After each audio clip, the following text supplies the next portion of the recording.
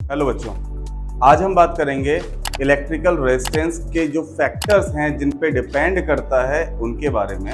तो आपको पता होना चाहिए कि रेजिस्टेंस किसी भी कंडक्टर का कुछ फैक्टर्स पे डिपेंड करता है, जिनमें से पहला फैक्टर होता है लेंथ ऑफ द कंडक्टर। मतलब जो भी आपने कंडक्टर लिया है उसकी लेंथ अगर ज़्यादा है तो रेजिस्टेंस भी ज़्यादा होगा, लेंथ कम है तो रेजिस्टेंस भी कम होगा। मतलब जो रेजिस्टेंस होता है वो डायरेक्टली प्रोपोर्शनल होता है लेंथ ऑफ द कंडक्टर के। दूसरी बात, जो रेजिस्टेंस होगा कंडक्टर का वो इनवर्स होता है एरिया के। मतलब किसी भी वायर की अगर थिकनेस को बढ़ा दिया जाए, यानी कि एरिया को बढ़ा दिया जाए, तो रेजिस्टेंस कम हो जाएगा, और अगर एरिया को कम कर दिया जाए यानी कि एरिया को रिड्यूस कर दिया जाए तो रेजिस्टेंस बढ़ जाएगा।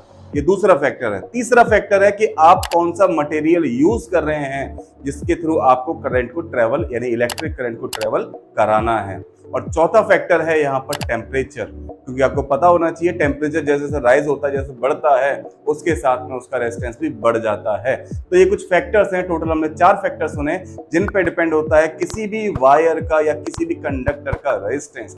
यह बात आपको पता होनी चाहिए। ओके।